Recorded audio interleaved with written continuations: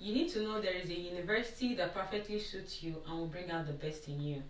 However, the onus lies on you to find out what that university is and where it is located.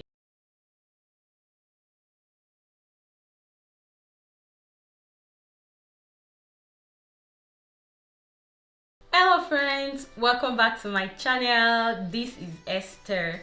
If you're a returning subscriber, thank you for stopping by again for another video. If you're new to this channel, you're welcome. Thank you for coming.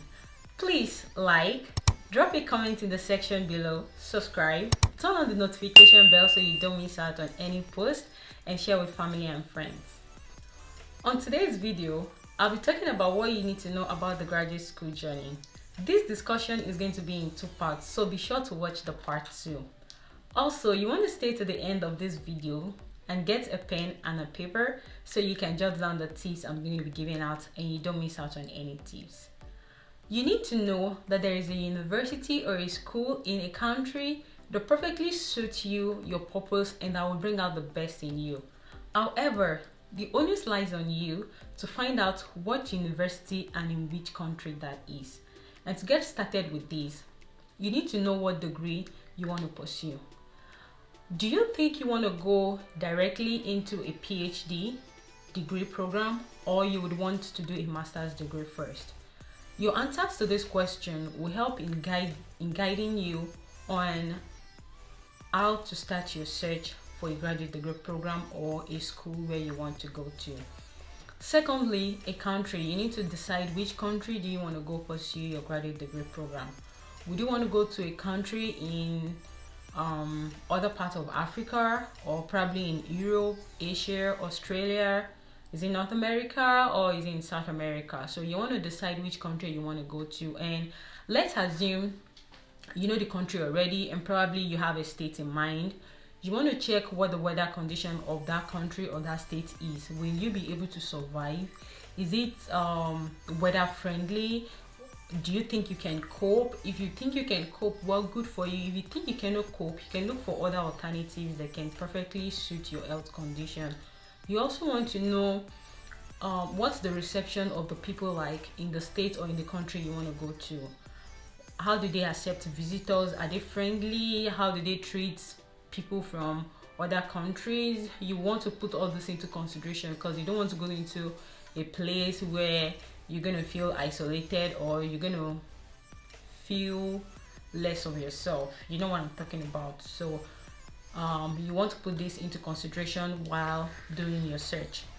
Also, another thing you need to know in this pursuit of graduate degree program and getting started is selecting your school. This is the most important factor you also want to consider. And in doing this, I will discuss this in like 3 parts. And the first part is you knowing the requirements and the prerequisites of a degree program you're pursuing or you want to submit your applications into. This will help you a lot because you can find out this from the specific department's website or the program's website to know what they are looking for, the background, probably some courses you need to have taken before you apply into their program, or some kind of knowledge you need to have, or some kind of experience you need to have, or what their research is like. And when you know this, you can compare this with your own background and see if that perfectly fits with your background before you know that, oh, you want to pursue this program in this university. Or probably if you know that you don't have a good alignment with your background, you can look for another university that perfectly suits your background alignment. Another factor you want to consider when selecting your school is the acceptance rate of the university or the degree program.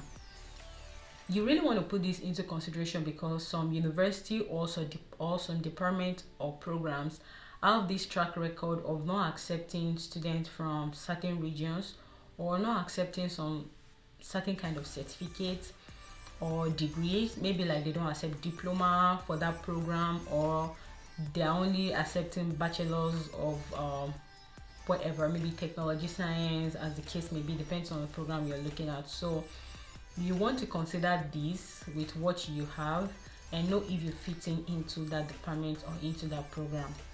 Another factor in selecting school will be the ranking So it could be school ranking, it could be department ranking, it could be supervisor ranking. If you know there is a supervisor you want to work with, I'm still going to talk about this later.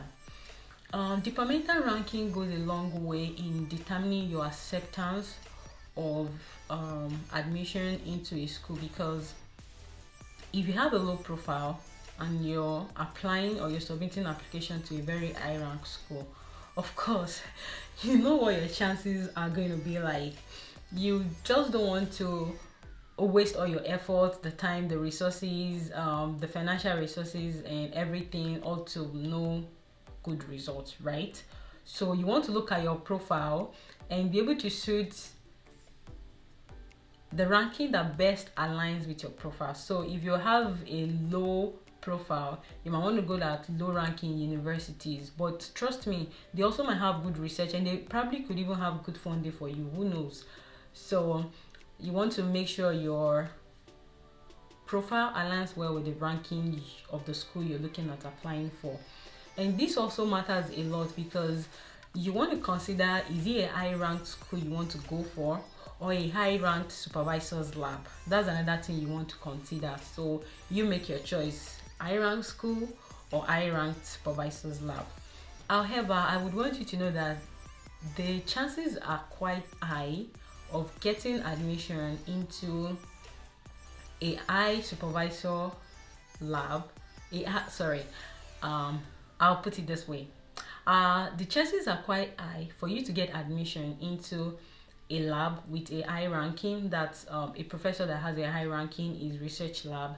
Then for you getting admission into a high rank university, for that I think your profile needs to be highly or really strong. You know what I'm talking about. So just weigh your chances, you know what you have, and consider it and shoot your shot. Another thing I want to talk about is application requirements. So now that you've known the degree you want to pursue, the country or the state you want to go for your degree, and you've also selected your school, what is the application requirements? Now, some schools or some programs require that you submit your official transcript while applying. Few schools do that, so you just want to check if the department you're applying to, if they have that requirement for you to submit your official transcript, so you know you need to prepare for that when you're applying to that school. Some schools also require you to do some to write some standardized tests, which could be GRE, TOEFL, IELTS, GMAT, depending on the degree you're pursuing. So you want to get yourself prepared to have all these tests written before you submit your applications, and that you have your scores in. And for most of these standardized tests, the department or the program you want to apply for, they have a certain score that's like a minimum score they look at when they are granting student admission. So you want to make sure you consider these and aim at getting that score, that minimum score of that department, so you can improve your chances of getting admission into the school. However, that should be your minimum required score. So you put in your best and you get a high score. That gives you like a high chances when they are looking at people's profile with all these standardized test submission. That kind of like give you a higher ranking. So be sure to check the admission requirements of the program you want to apply for when you're deciding on where to shoot your shot for your graduate school program. Also, choosing a supervisor. This is a factor to consider majorly if you're going in for a PhD degree, either in the US or in Canada. I'm really not sure about other parts of the world, but I'll just say like a PhD generally. For you to consider that you want to go in for a PhD, then you must have a very strong interest in doing research. And if you want to consider this, you need to find out which supervisor in that school you want to work with. So now that you've known the whole history about the department, you've selected the department based on their ranking, based on their acceptance rate, you want to know that, oh, this is the research area I'm good at. From your background, you should know that, right?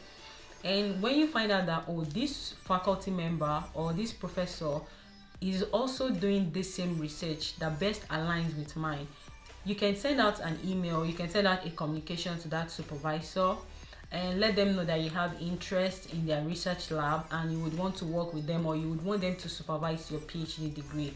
And when you are able to identify with a professor in that department, you should also consider stating that professor's name and the research lab in your statement of purpose.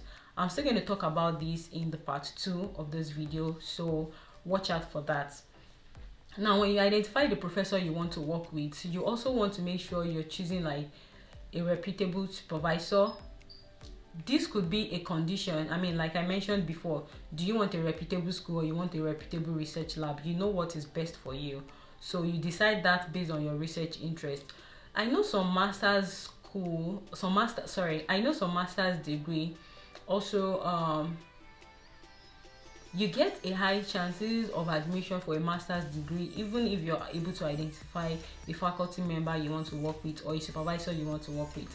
This works for me when I was submitting my application, because I already identified a professor I want to work with. I already sent him an email. He's already picked up interest in working with me.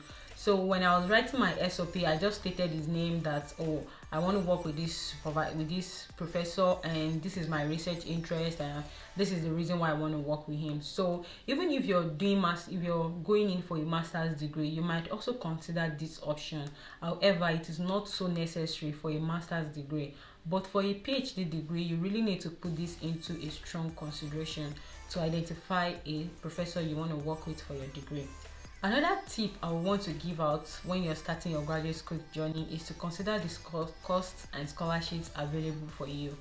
Now, I'll talk first about the cost available for you. You want to find out, okay, this is the department I've chosen, this is the faculty member I want to work with, this is everything, like all the previous steps I've given you, put all those things checked in place. Now, you want to consider what is the cost of attendance of that school. Let's assume you don't have funding. Do you think it's something you can work around to afford? You also want to check, okay, let's assume there is funding. The available funding for me, maybe scholarship, is it going to cover what expenses? Will it cover your tuition alone, or is it going to cover your tuition? Is it going to cover your health insurance, or is it going to cover out of state expenses? So you need to know what the funding available for you is going to cover from your cost of expenses. And talking about scholarships, you also want to find out if the department you're applying to or the program you're applying to, if they have certain scholarships, maybe external scholarship apart from the main funding you're being given. Maybe they have external scholarship in which their students can apply to and get more funding, or they have assistantship external, or they have fellowship for students to apply to and get more funding to support themselves. So you want to consider all these factors when you're choosing your school. Another major factor is students' support resources. This is a very good thing to consider, because you want to be very wary of schools that don't have a good student support system or resources for their students. And this could be you looking at the school's website or the department website. Some departments even have good support system for their students, and you want to look out for things like student support services. How do they care about their students? How do they take care of their students' well-being, mental health, and everything? Trust me, this mental health of a thing is a great challenge when it comes to grad school, because at the point you just feel tired and you feel like you want to give up. So however, the support the school gives to students to encourage them to keep pushing on till they get to the finish line is quite a good thing, because it goes a long way to revive the student's spirit and just give the student a good vibe to keep going. So you want to make sure the school you're applying for have a good support system for students. Also, do they have a good career counseling services where you can go to for how to develop yourself, maybe your CV, how to do put up your personal application profile for maybe postgraduate opportunities or jobs, and then the rest of them. So you need to find out some of those things if they have student support services in the schools where you can plug in. Also, you want to consider if the school have post-graduation opportunities. You want to be wary of schools with no strong post-graduation opportunities for their students. If not, after school, What next? Or should I say, after grad school, what next? Okay, so if the school you're applying for have a good post-graduation opportunities, that is just the best shot for you. You want to look at the school's alumni profile. Do they have a strong alumni association? How does their alumni association support the current and maybe former graduates? How do they impact in the lives of the current students? So you want to look at the alumni association. You can even look into your own personal department or the degree program you want to pursue. Do they have like an alumni from that department that have been giving good support to the current student of the department? If you're able to find this, then that program, that school is just your best choice. Please stick with it because it will help you for your post-graduation. Also, I'll just put it that way. Another important factor you want to consider when you're preparing yourself for this graduate school journey is your budget. You want to be able to plan your budget properly. You want to know that, okay, for example, I mentioned something about some schools, they require you to submit official transcript. So you want to know the cost for you to send your official transcript to that school. And bear in mind that you're not even sure if the school is going to admit you or not, because it is part of your application process to submit the official transcript. So you want to be able to know that yes, you can afford to send them your official transcript. However, most schools request you to submit your official transcript after they've given you admission, or after you've decided or you've made up your mind that you want to go to the school. Then you submit your official transcript. But then you still need to consider the cost of sending in your official transcript, either before your admission or after your admission. You also want to consider, just like I mentioned previously, that some schools require some standardized tests. So you want to know what the cost of taking this standardized test will be. If you must write the GRE, or if you must write the TOEFL or IELTS, you want to consider what their cost will be. And putting all those together, you write all your budgets before even bringing in your visa application process, your visa fee, and every other thing associated with your visa application. So you want to have a list where you itemized all your expected expenses and know if you have a savings that can cover that, or if you don't have a savings that can cover that, what scholarship opportunity can you plug in to be able to pay for all those costs. I know right now in Nigeria, a lot of scholarship opportunities are open, either currently ongoing or would come up soon or later in the year, for you to plug in to be able to pay some of these bills and aid your application. But then you need to know what your budget is for your application. Last but not the least, and this is the most important tip. I know I've been talking about important tips. Yes, every tips I've dropped, they are quite important and you should not joke with any of them. But lastly, on this note, I'll be dropping this tip which says do your homework properly. Don't worry, nobody's going to grade your homework. You're going to grade your homework yourself by the success of your application. When you get that admission and the funding, then you know you've done your homework accurately. But in the meantime, when I say do your homework properly, I'm trying to say follow these steps, follow these tips, follow these guides yourself. Do your searches yourself. You don't need to pay an agent to do this for you. This is about your life. An agent can do something that you can do better, right? So if you can do it better than an agent, why waste your money or your resources to pay an agent where you can pay that money and get good knowledge, like maybe attending tutorial for you to pass your standardized test, or maybe using the money you will have paid an agent to do other things for yourself and get good result for yourself. And an agent will not write or tell your story the way you would better say it to give you a good result. So you can actually do this thing yourself. Another thing I would like to talk about with respect to doing your homework properly is asking the right questions. I know and I've heard a lot of graduate students complain about the way they have like prospective graduate students ask some questions which don't seem right to them. Well, on their part, they are overwhelmed. But on your own part as a prospective graduate student, if you do your homework properly, there are some questions you might avoid asking others. There are some questions you could go to Google to find out, And if you find out these questions and you still have like some clarifications you need to make, then you can reach out to graduate students that are already in the program you want to apply to ask them for further clarification. And they will really appreciate it a lot if you also show good understanding that, oh yeah, I understand this question I'm asking you because this is what I want to know. But then if you're just coming to a current grad student in the US that is already overwhelmed with schoolwork, deadlines, and the rest of them, and you're asking such students, which school can I apply to?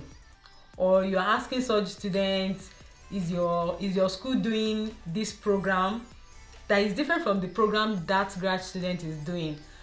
How would you want them to relate to that? Would you want them to react to that? I mean, this is someone that is just overwhelmed from deadlines and due dates.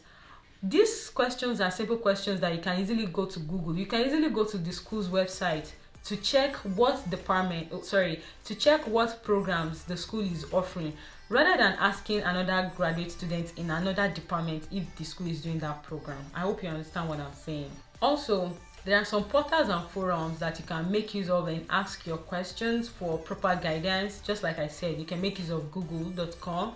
You can make use of usnews.com. You can also use gradschool.com. There are also some portals and forums like Nairaland, Grad Cafe, MS in US. These are good platforms where you can ask good questions and you can get good answers. I'll be dropping the links to some of these portals and platforms in the description below, so look out for that and get started with those links. Don't forget, this video is in 2 parts, and the part 2 I will be talking about what you need to get along this journey. Okay, as a reminder, you need to know there is a university that perfectly suits you and will bring out the best in you. However, the onus lies on you to find out what that university is and where it is located, and you kickstart your graduate school application journey, and your aspiration and dream will come to a reality. Please like my videos, subscribe, drop comments for me in the section below, turn on the notification bell so you don't miss out on my next video, and share with family and friends that you think might need this to get started on the application for graduate school studies.